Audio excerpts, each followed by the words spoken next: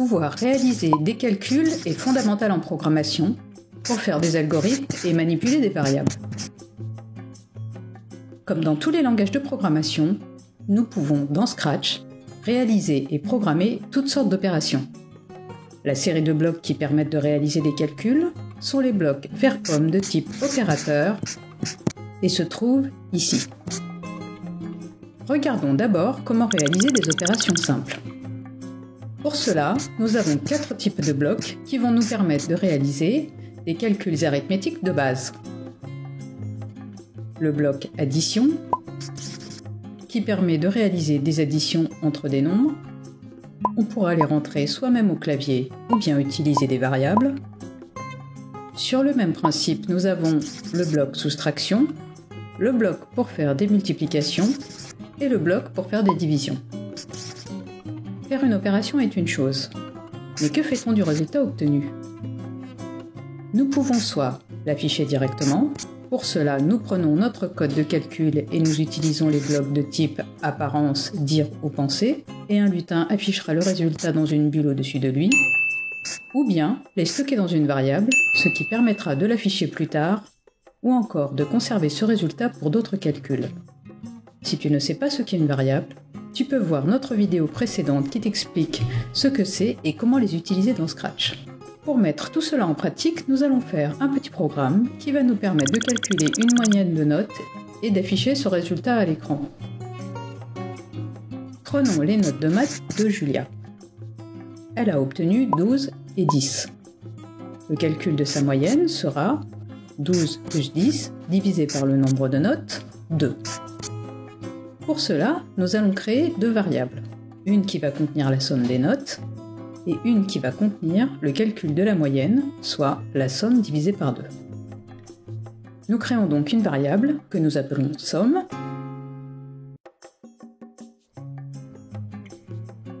et une que nous appelons moyenne.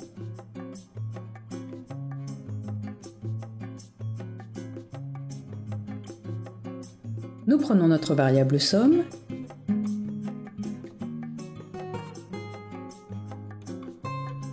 et nous lui affectons comme valeur la somme de nos notes en utilisant le bloc opérateur de type addition. Nous mettons donc 12 plus 10. Maintenant que nous avons notre somme, prenons notre variable moyenne et nous lui affectons le résultat du calcul somme, contenu dans notre variable somme,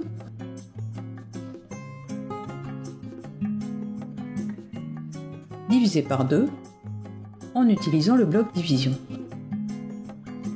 Maintenant, nous demandons à Julia de nous dire le résultat.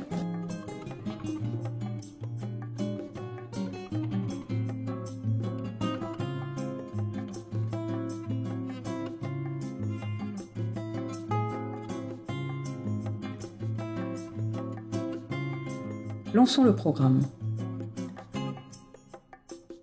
Julia nous donne bien sa moyenne.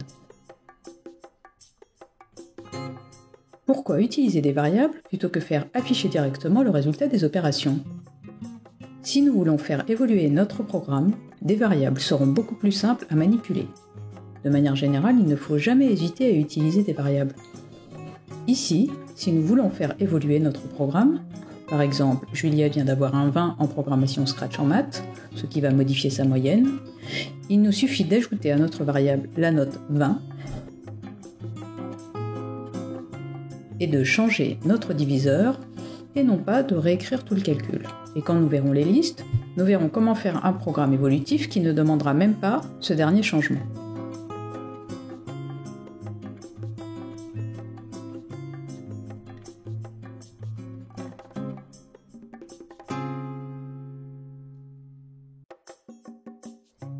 Nous avons également un bloc nombre aléatoire qui va nous permettre de choisir un nombre au hasard pris entre 2 valeurs que nous définissons. Les nombres aléatoires sont fréquemment utilisés dans la programmation de jeux. Pour voir comment utiliser ce bloc, nous allons programmer un jeu de boule magique 8. Ce jeu consiste à penser à une question et à demander la réponse à la boule qui l'affiche. Dans sa version originale, la boule était une boule de billard numéro 8, d'où son nom.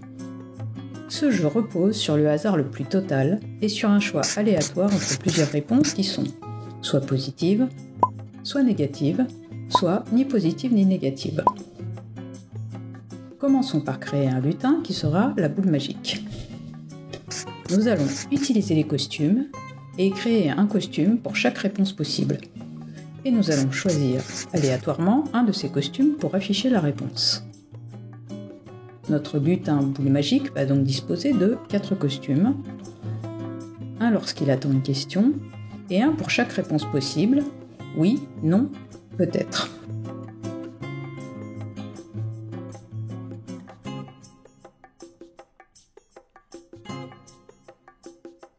Nous demandons à l'utilisateur de rentrer sa question avec le bloc capteur demandé.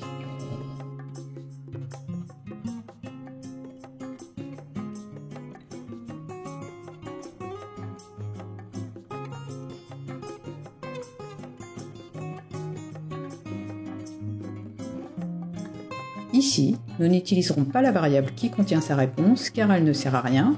On ne va pas traiter cette donnée du tout, mais juste donner une réponse au hasard prise parmi nos 3 réponses possibles. Le premier costume n'est pas une réponse possible.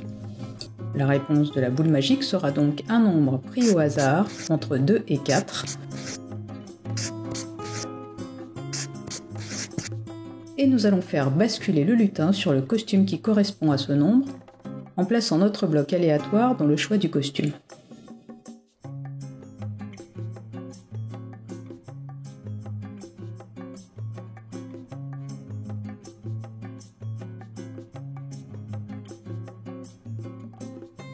Essayons. Ma question est, la boule magique a-t-elle toujours raison ?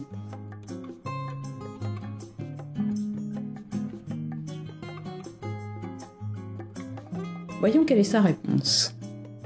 Si je réessaye, voyons la réponse.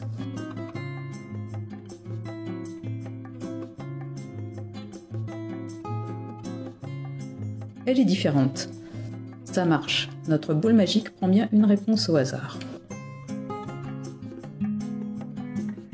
Un autre bloc qui se trouve dans les blocs opérateurs et que nous utiliserons fréquemment en programmation est le bloc modulo. C'est un opérateur au même titre que celui de l'addition ou de la soustraction. Le principe de l'opération modulo est très simple. Il va nous renvoyer le reste de la division de deux nombres. En informatique, on le note traditionnellement comme ceci. Prenons un exemple.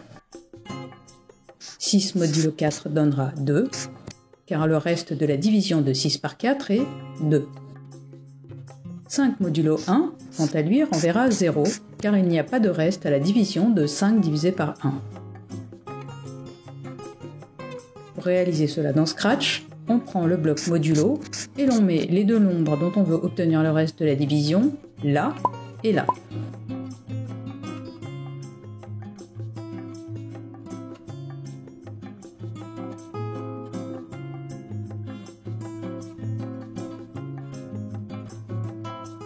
Faisons afficher le résultat par le lutin. Et nous avons bien 2. À quoi cette opération peut-elle bien servir ?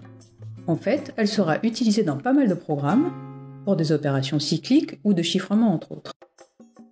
Nous allons prendre un exemple et faire un programme qui va nous permettre de déterminer si un nombre est pair ou impair. Regardons d'abord ce qu'est un nombre pair. C'est un nombre qui est multiple de 2. Cela veut dire que si nous le divisons par 2, il n'y aura pas de reste. Par contre, un nombre impair, lui, n'est pas multiple de 2. Ce qui veut dire que si nous le divisons par 2, il y aura un reste.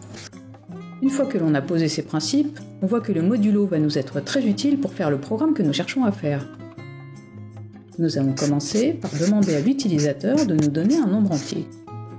Pour cela, nous utilisons le bloc de type capteur demander et attendre la réponse. Nous demandons « Donnez-moi un nombre entier ».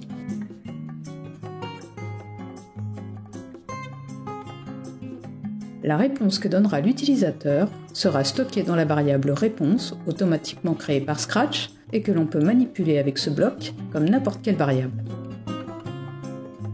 Maintenant que nous avons notre nombre, nous allons vérifier s'il est pair. S'il l'est, si nous le divisons par 2, il n'y aura pas de reste. Donc, nous prenons notre bloc modulo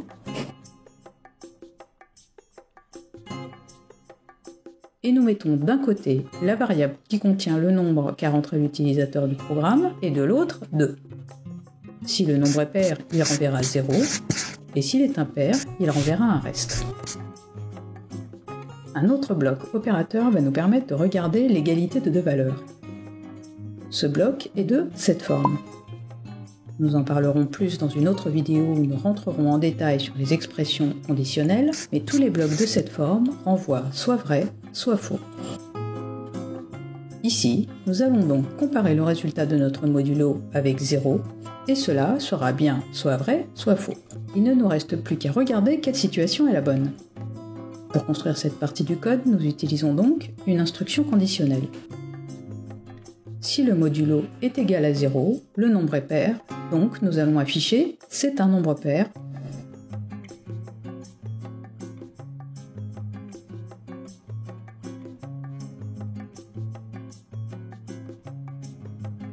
Sinon, nous affichons « c'est un nombre impair ».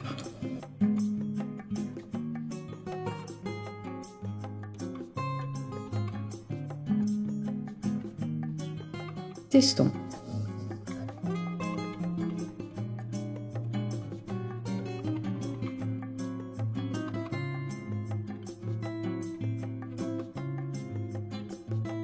Ça marche. Ce programme n'est pas mal, mais il n'est pas complet, parce qu'il suppose que l'utilisateur va faire exactement ce que l'on veut, c'est-à-dire nous donner un nombre entier. Et s'il y a bien une chose qu'il faut comprendre quand on programme, c'est que l'utilisateur peut toujours faire autre chose que ce que l'on croit qu'il va faire logiquement. Par exemple, ici, il pourrait très bien taper 3,14 ou 10,2. Et notre programme ne fera pas la différence. Il continuera sa suite d'instructions comme s'il s'agissait d'un entier, parce qu'on l'a créé uniquement pour ça. Nous allons donc vérifier si ce que rentre l'utilisateur est un entier. Dans la plupart des langages de programmation, il existe une fonction prédéfinie qui nous permet de savoir si une valeur est un entier ou pas. Dans Scratch, il n'y a pas de bloc spécifique pour cela, et nous allons donc devoir le programmer nous-mêmes, et là encore, le modulo va nous servir. Nous allons regarder le reste du nombre rentré lorsqu'il est divisé par 1. S'il n'y a pas de reste, c'est un entier, sinon c'est un décimal non entier. Nous allons donc dire, si c'est un entier, donc si le reste de ce modulo est égal à 0,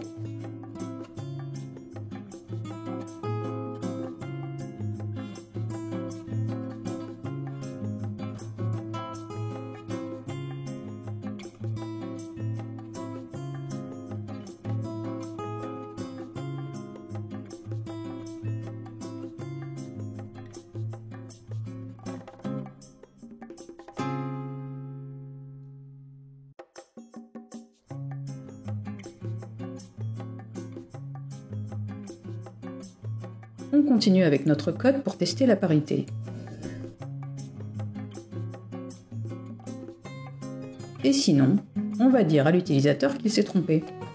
On utilise une instruction conditionnelle supplémentaire, si, sinon. Là, c'est un entier. Et là, on va dire, ça n'est pas un entier.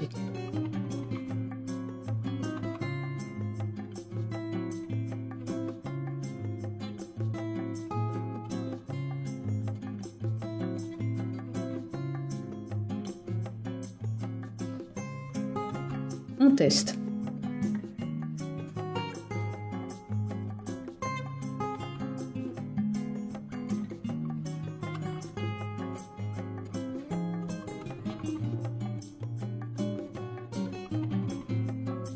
Ça marche bien. Si nous rentrons 10,2 par exemple, le programme nous dit que nous nous sommes trompés. Pour finir, nous pourrions aller plus loin et vérifier que l'utilisateur ne rentre pas des lettres au lieu des nombres. Et là, nous aurions couvert toutes les erreurs possibles de l'utilisateur. Mais nous verrons cela dans la prochaine vidéo où nous allons parler des instructions conditionnelles plus en détail et où nous verrons les opérateurs logiques. Voilà, cette vidéo sur comment faire des calculs avec les opérateurs dans Scratch est maintenant terminée. Si elle t'a plu, n'hésite pas à partager et à t'abonner. À bientôt!